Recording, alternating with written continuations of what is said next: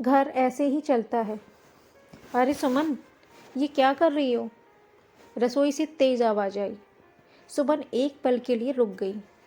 उसने हाथ में पकड़ा दूध का पैकेट नीचे रखा और धीरे से कहा, दीदी, बच्चों का दूध रखने के लिए जगह नहीं बची थी, इसलिए बस थोड़ी देर के लिए सामान बाहर रखना पड़ा। कविता ने गुस्से से उसकी तरफ देखा और कहा, अगर हर चीज़ अपनी मर्जी से होने लगी तो घर कैसे चलेगा? इतने सालों से मैं रसोई संभाल रही हूँ। इतने में सास कमला जी भी आ गईं। उन्होंने आते ही बिना पूरी बात सुने कहा, सुमन, हर बात में शिकायत मत किया करो, घर ऐसे नहीं चलता। सुमन चुप हो गई।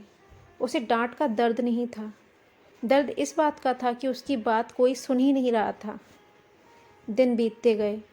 घर में छोटी छोटी बातें बड़ी बनती गईं।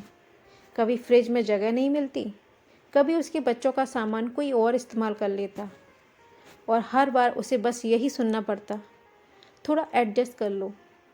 सुमन अंदर ही अंदर टूटती जा रही थी, लेकिन वह फिर भी चुप रहती थी, क्योंकि वह घर तोड़ना नहीं चाहती थी। रात को उसने अपने पति मोहित से कहा, मैं लड़ाई नहीं चाहती, बस इतना चाहती हूँ कि मेरी बात भी सुनी जाए। मोहित ने थके हुए स्वर में कहा, माँ और भाभी को समझने में समय लगेगा, तुम थोड़ा एडजस्ट कर लो, सब ठीक हो जाएगा। सुमन मुस्कुरा दी, लेकिन वह मुस्कान अंदर से टूट चुकी थी। कुछ दिन बाद उनके बेटे जीतू को तेज बुखार हो गया। डॉक्टर ने दवा देते हुए कहा, इसे फ्रिज में रखना होगा, नहीं तो असर खत्म हो जाएगा। सुमन जल्दी से घर आई। उसने फ्रिज खोला, लेकिन पूरा फ्रिज भरा हुआ था। उसने बार बार चीज़ें हटाई, लेकिन जगह नहीं मिली। आखिर उसने दवा किसी तरह कोने में रख दी। अगली सुबह दवा खराब हो चुकी थी। डॉक्टर ने नई दवा लेने को कहा। मोहित इस बार चुप नहीं रहा। उसने सबको बुलाया और कहा, आज बात फ्रिज की नहीं है, बात उस इंसान की है जिसकी बात हम सब ने अनसुनी कर दी। पूरा घर शांत हो गया। कविता की आंखें झुक गईं। उसने धीरे से कहा, मुझे लगा मैं घर संभाल रही हूँ, लेकिन शायद मैं किसी की परेशानी समझ ही नहीं पाई।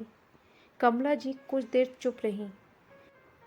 फिर उन्होंने सुमन का हाथ पकड़कर कहा, बहू, हमसे गलती हो गई, हमने तुम्हारी ज़रूरत को शिकायत समझ लिया। सुमन की आंखों से आंसू बह निकले, लेकिन ये आंसू दर्द के नहीं थे, ये सम्मान मिलने के थे। अगले दिन पूरे घर में सब कुछ बदल दिया गया। हर किसी की चीज़ के लिए अलग जगह तय की गई। अब कोई किसी की चीज़ बिना पूछे नहीं छूता था। कुछ दिनों बाद पड़ोस की महिला आई और बोली, अब आपके घर में इतनी शांति कैसे हो गई? कमला जी मुस्कुराईं और कहा, हमने घर नहीं बदला, हमने अपनी सोच बदली। सुमन ने पहली बार बिना डर के मुस्कुराया, और उस मुस्कान में था सम्मान, अपनापन और सुकून।